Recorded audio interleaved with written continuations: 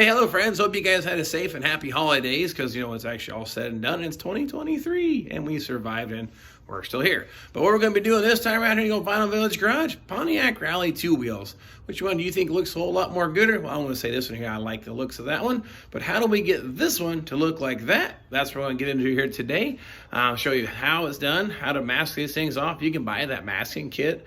Those don't work too bad, but I've never actually used one because I guess I'm too cheap, and masking tape, I can get that and it doesn't stick too bad to my fingers most of the time. So nonetheless, a few steps of the process I want to share with you how to get it done on a cheap budget and not spend a whole lot of money making these look nice and new and make the finish somewhat, actually relatively durable too. So first thing first, let me grab this rim and show you what we got to start with. When we start with the rim like this, media blast it, get a sandblast, either take it to somebody or like I have the convenience of having one at work. I blast these things at my lunchtime, break time, or sometimes when the boss isn't looking.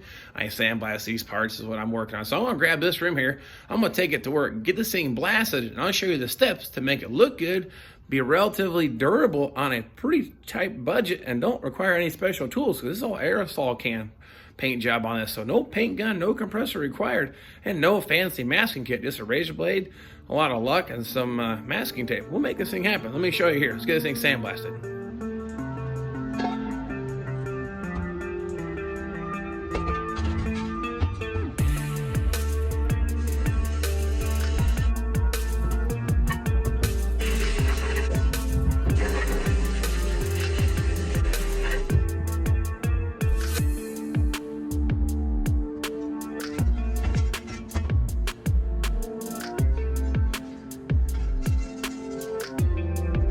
All right, made it back from the sandblast cabin. As you can tell, it's a very dirty, dusty job. It's kind of hard to see what's going on, but you saw this rim before. Now that thing there, 100% prepped and ready to paint. Now don't touch it up with your fingers a whole lot, then you'll have to wipe it down. But the beautiful thing about media blasting is no more prep work required. That metal is ready for paint. Particularly a self-etch or an epoxy primer is going to work best on bare steel for adhesion and corrosion protection. Now these are just rattle can versions of what we're using. This is something, like I said, you can do at home. You can buy this stuff from your local parts store. This is just a duplicolor self-etch primer. I'm going to coat the whole rim inside, out, top, bottom, all around. Then we're going to hit it with there's a silver color we're going to use, and then the charcoal metallic color, and then I'm going to clear coat the whole thing when done. Here's our masking tape and a razor, and I got my cardboard box on my shop floor because I don't want my garage floor looking all funny, so that's my masking. But first things first, this is all clean and ready to go. We're going to go ahead here with the self-etch primer. I have a bit of a method to this. So I'll go ahead and paint everything you see inside of the rim where the tire is mounted, and the whole face of the rim. Give that a few minutes, and I'm going to flip it over and then paint the backside.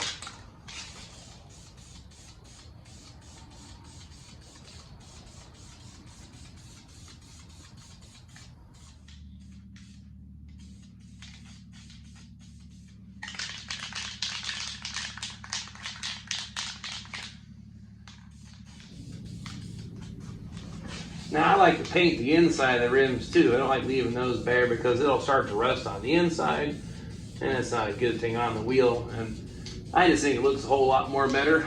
Now again, no one's ever going to see that unless you dismount the tires, but I like to paint the insides.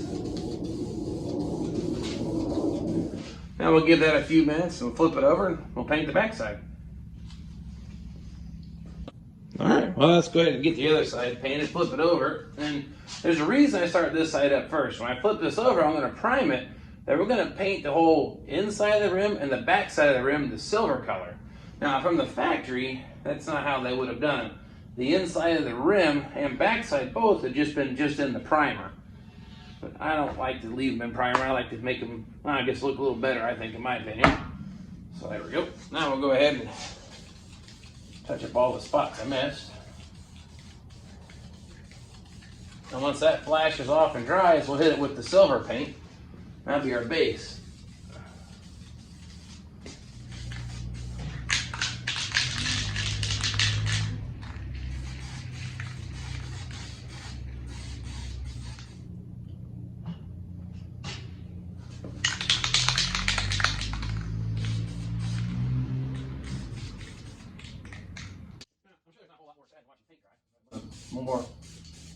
Nothing more exciting than watching paint dry. It's kind of like America's favorite pastime, I guess. But Now we'll go ahead and hit all the silver paint on the inside of the wheel, I guess the back side and the inside of the rim.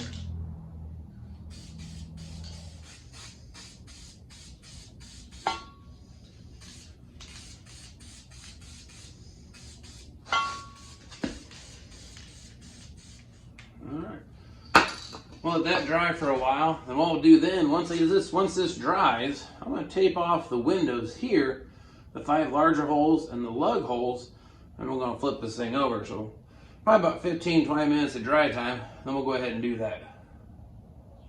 Okay, watching paint dry probably isn't the most exciting thing in the whole wide world, but it's a necessary step. Because check this out, I can touch all this paint here. It's dry to the touch. Now, I wouldn't go digging out my fingernails. It's going to probably peel off, but it is dry enough to use like a painter's tape, masking tape. We're going to cover these holes up here because I'm going to flip the rim over and paint just the center of the rim, the charcoal color on the face side here. But I don't want that charcoal color overspray getting on the inside of the wheel. So next thing here, we get some tape. Now this process, it don't gotta be beautiful. It's just enough to keep the paint from coming through, so no fancy edges. Just a couple pieces here like so. Now, so this just protects the inside of the rim from some overspray. Now, no one's ever gonna see that unless you take the tires and the wheels off the car, but I just have this thing about all the little details. All these little details add up to make it ultra super nice for the car. It doesn't really take that much longer here to do this. I've got probably 30 seconds of time here invested in it just to do this, but it just helps make for a really professional looking results for basically no additional money, really. All right, there you have it. Now I'll put this thing over. Now the idea here, since this is a two-tone paint job, we're going to have 2 different colors. I'm going to paint the center of the rim first. So this is just how I like to do it. I'm going to paint the darker color. Then once it dries, we'll come back and we'll paint the silver then.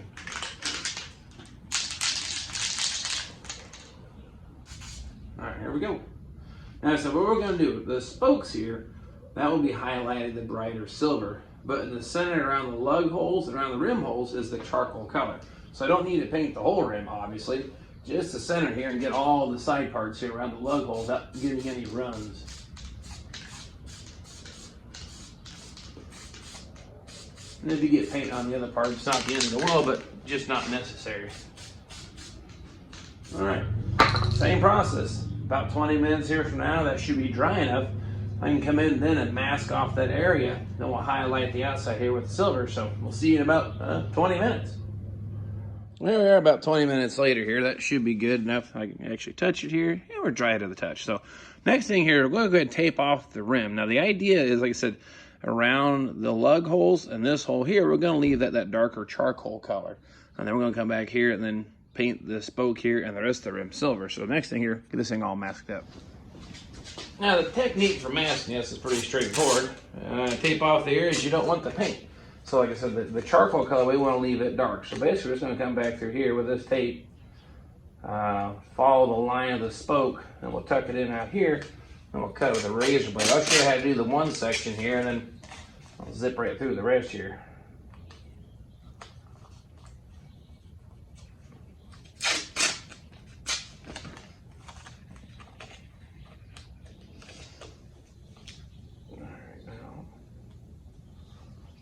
Come through here and tuck that in tight. Using my thumbnail here to kind of get that tape really pushed into the corner here, or the edge of the opening here.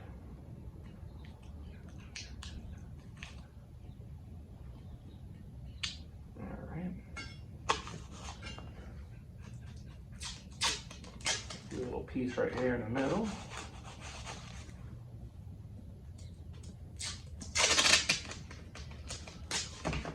Same process here. Run the tape, less cutting because it's easier to just line the tape up with the line.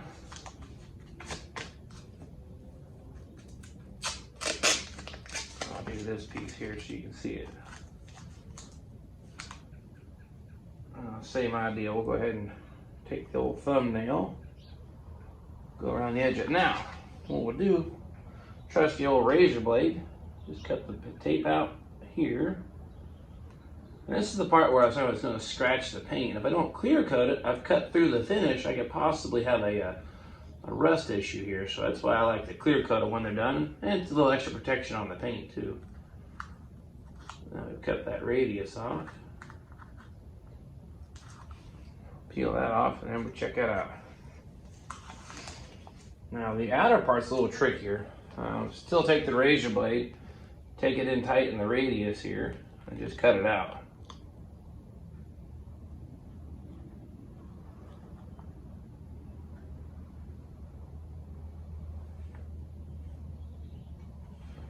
So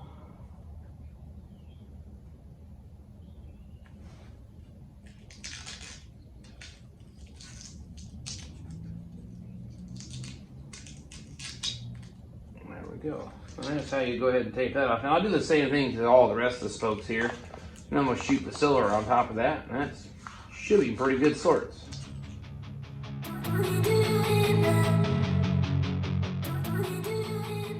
Okay, that's going to probably take about 10 to 15 minutes of real time of actually masking this thing off and cutting back through here with the razor blade and cutting the edges here. Got a little piece of tape here. Don't like that. But as you can see here, nice and tight at the radius. And it'll come through here. One more pass probably wouldn't hurt to kind of make sure that tape is down tight and secure. You don't want any of that silver paint wicking underneath the tape. Now, this isn't super fancy, expensive, high-grade tape, but it'll work. But you just got to, I guess, say a little finesse here. We'll just make sure that thing is down good and tight. But nonetheless, we're going to do it first, so hit it with a light coat of the silver, really light, maybe kind of a mist coat that kind of helps start covering up that charcoal color because it is kind of dark. Then once that first coat dries, say maybe about 10 minutes, we'll come back and hit it again with another coat of silver and make sure it looks nice and even. And once we got a nice even coat, metallic looks nice and pretty, then we'll hit it with the clear. Get you up here now. So we'll hit just lightly the spokes here. Just kind of a mist coat here. Just a, I don't know, get things going. Unfortunately, yes, it's first of the year in Indiana. It's nearly 60 degrees out here, so it's not too bad. Got the garage door open, so it helps for lighting and keep the air, I guess you'd say, pretty clean. But like I said, just kind of a very light coat here. You can see very light coverage. We'll go ahead and mist me that spoke there a little bit more. But don't want to get too carried away because this stuff will want to run. And that'll ruin the finish we got going on here. So let that thing sit there. Yeah, that looks pretty good. Let this sit about 10, 15 minutes so I'll come back and hit with another coat. I guess it's been long enough to go here with a second coat. Hopefully, get the thing all covered up nice. The thing about metallic paint here, once you get it decently on there, the metallic all kind of flows funny. So sometimes people got some theories on that, but I kind of just mist the whole thing. I think it kind of helps even out the metallic. And I'll do the same thing when I'm painting the car body with metallic paint. I'll put like 1 or 2 coats on, and then try to reduce any kind of tiger striping or any kind of weird spot in the flake. Kind of like this, kind of just mist the whole thing, and it seems to help get all the flake to orientate about the same way. So looks like that's going to work just fine. I'll get you in here a little bit closer so you can see what I'm talking about here. Now the metallic has a nice even coverage at this point. Hopefully it's kind of hard to make out on the camera being silver paint, but looks super glossy. Once this stuff dries off, though, it's semi-gloss or almost matte finish, but we'll give us a couple minutes, we'll rip that tape off, and we'll hit it with a clear coat. I guess here goes nothing. It's like opening a Christmas present on Christmas morning here.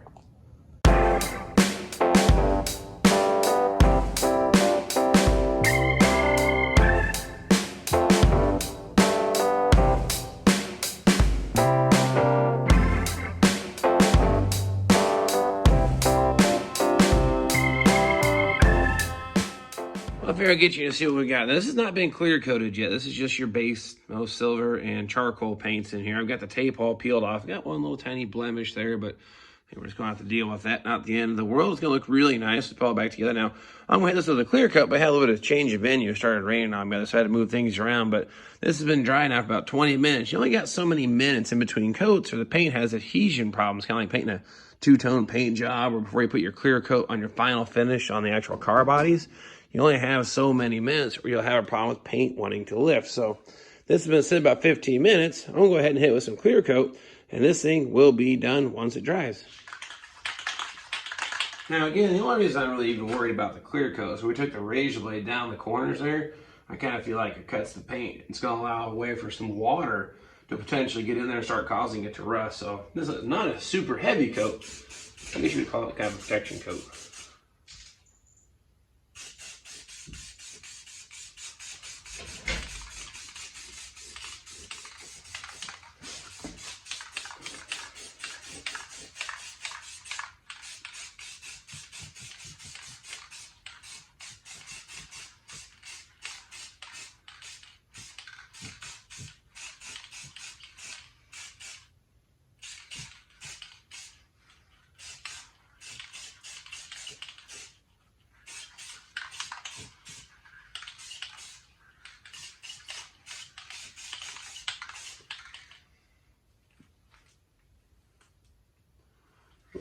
Spot right there.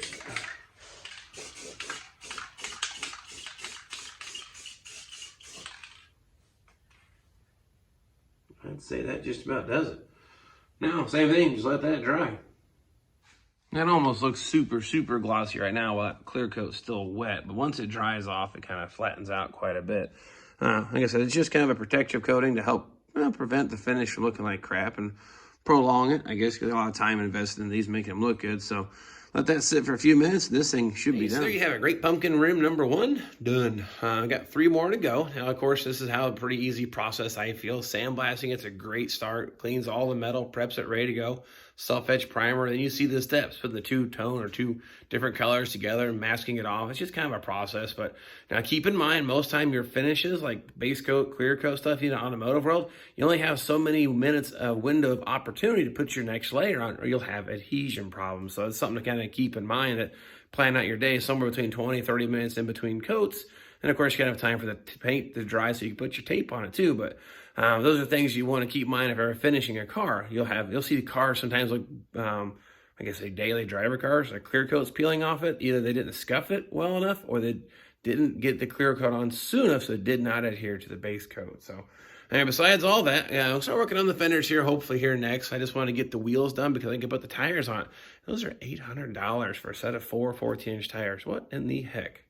I guess it's been a while since I bought a set of those, but I remember when I worked at the tire store when I was 18, it was like $250 for 4 installed. But anyway, I guess I must be dreaming, or it's inflation. One of the two. But anyway, once you get the tires on, I'm going to put the weight of suspension on this car on the ground so everything kind of settles and flexes, so I can set the panel gaps and dial those in really nice, because that's one of the things that I like to do. I like to have all those bylines really lined up, and I'm going to show you guys how to do it. So anyway, enough of all this. Done rambling. I got 3 more rims to go. I'll put the camera down so you guys can take a nap and a siesta. But when I get going on the rest of this car, I'll grab the camera, and we'll see you then.